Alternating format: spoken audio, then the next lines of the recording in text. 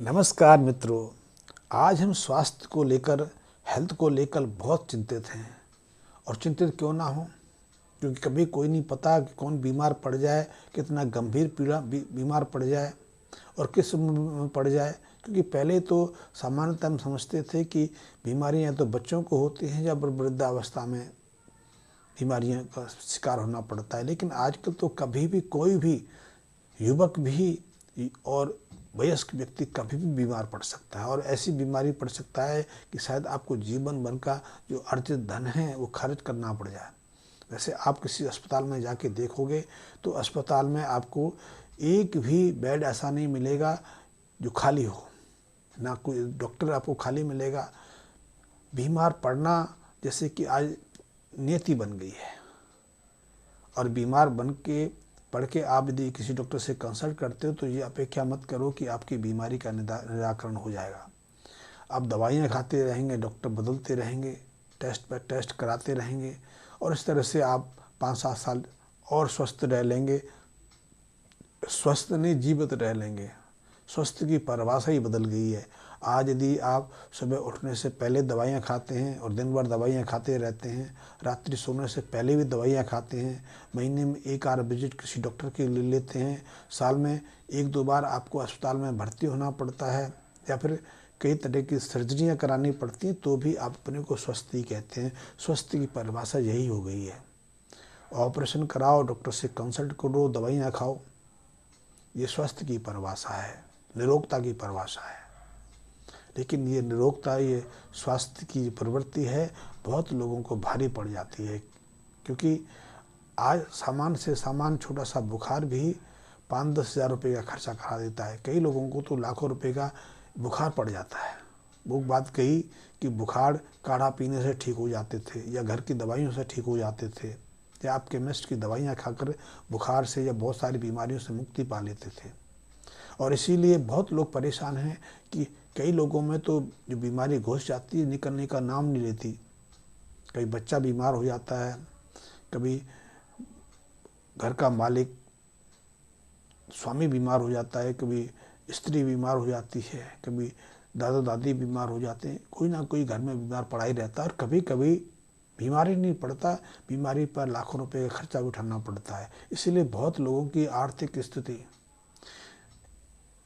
इसीलिए बिगड़ जाती है कि वो इलाज कराते हैं। और मैं ये नहीं कहता कि भारत सरकार का जो हेल्थ विभाग कहता है, कई और संस्थाएं कहती हैं कि भारत में 35% से ज़्यादा परिवार इसलिए गरीबी रेखा में चले जाते हैं, गरीबी रेखा में शामिल हो जाते हैं क्योंकि वो आधुनिक इलाज कराते हैं।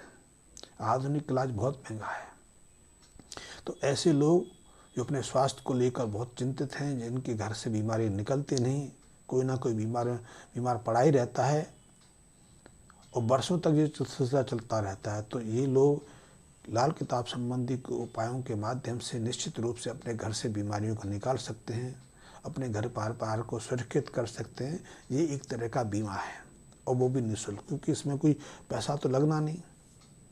आप अपने आप से अपने घर में जो सामग्री है उनके माध्यम से इन उपायों को संपन्न कर सकते हैं। तो जिन लोगों के घर में बीमारियां घुस जाती हैं, निकलने का नाम नहीं लेती, कोई ना कोई बीमार पड़ा रहता है, तो ऐसे लोगों को सबसे पहले तो जो पीला कद्दू, काशी फल होता है ना, जिसकी हम सब्जियां प्रयोग करते हैं, आजकल तो काशी फल का बहुत प्रचार है क्योंकि काशी फल के बीज भी बहुत लोग भून के नाश्ते के रूप में प्रयोग करते हैं, जिसे पम्पकिन सीड्स कहते हैं।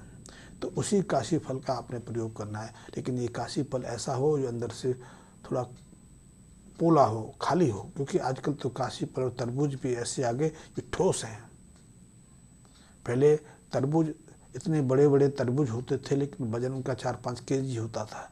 अब तो इतने बड़े तरबूज का वजन 10 किलो हो जाता है, क्योंकि उसको ठोस बना दिया है। ठोस ही नहीं बनाया, उसकी न्यूट्रिशन जो पौष्टिकता घट गई है।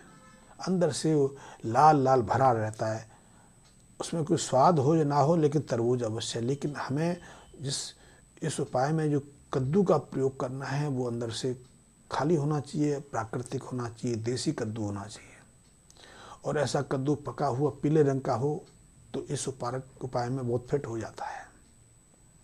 तो ऐसे पीले कद्दू को परिवार के सभी सदस्यों का हाथ स्पर्श करा के शनिवार के दिन आप किसी मंदिर में चढ़ा सकते हैं, या कोई ऐसा धर्म स्थान, कोई ऐसा ऐसा पवित्र स्थान आपके आसपास हो, यहाँ लंगर लगता हो, लोगों को भोजन कराया जाता हो, निर्धनों के लिए भोजन वितरित किया जाता हो, वहाँ भी इस पीले कद्दू को आप दान कर सकते हैं।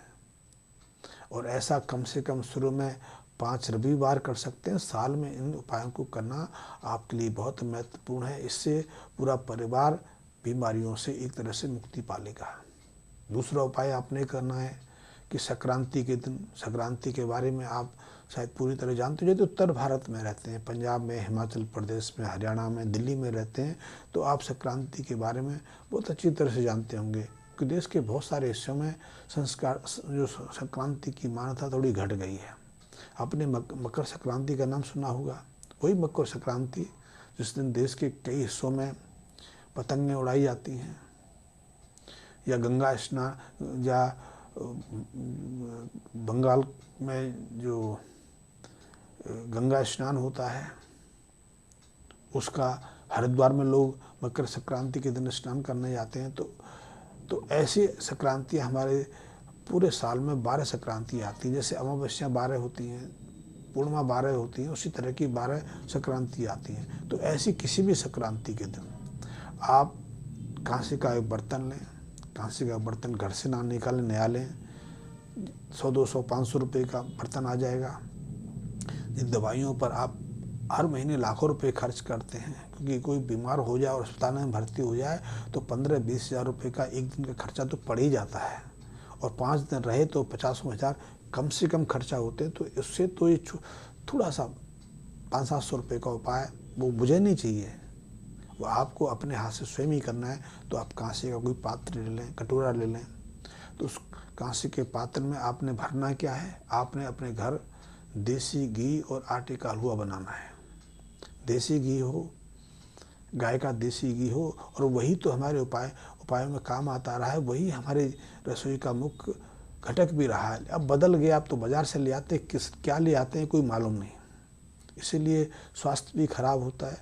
तो आपने देसी घी और आटे से हलवा बनाना है, और उस हलवा को उस पात्र में रखना है। फिर उस पात्र में थोड़ा सा गड्ढा करके हलवे को थोड़ा सा दबा के उसमें गड्ढा सा बनाना है। उस गड्ढे में आपने थोड़ा सा घी अलग से पिघला कर भरना है। फिर उसमें 2 चांदी के नाग नागिन के जोड़े, एक जोड़ा, एक नाग और एक नागिन बाजार में मिल जाते हैं, कुछ ज़्यादा महंगे भी नहीं है, 25, 30, 50 रुपये मिल जाते हैं। अब थोड़ी चांदी महंगी हो गई है, 50 रुपये का मिल जाएगा, 60 रुपये का, 100 रुपये का मिल जाएगा। तो आपने रखना है। फिर आपको स्वयं और परिवार के अन्य सभी सदस्यों को उस जो आपने घी भरा है उसमें अपने मुंह देखना है, सभी को दिखाना है, सभी के हाथ स्पर्श कराने हैं, और इस हलवे को या तो राह चलते किसी राहगीर को दे देना है,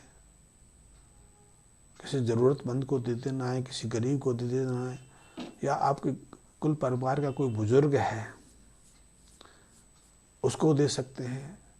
क्योंकि आजकल ऐसी चीज़ों को कोई लेता भी नहीं, क्योंकि कई तरह की भ्रांतियाँ आज फैल गई हैं। लेकिन लेने वालों को इस उपाय से कोई नुकसान नहीं होता, बल्कि उससे प्रतिष्ठा मिलती है, सम्मान मिलता है, क्योंकि आप उसको आगे से इसको दे के आते हैं। उसके बाद आप अपनी सामर्थ्य के अनुसार कुछ दक्षिणा भी देते हैं।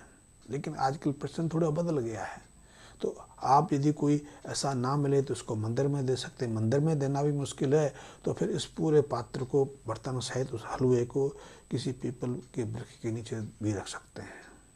वहाँ जब वो ठंडा हो जाएगा तो कोई ना कोई जीव, पशु पक्षी उसको खा लेगा, और जिसको ज़रूरत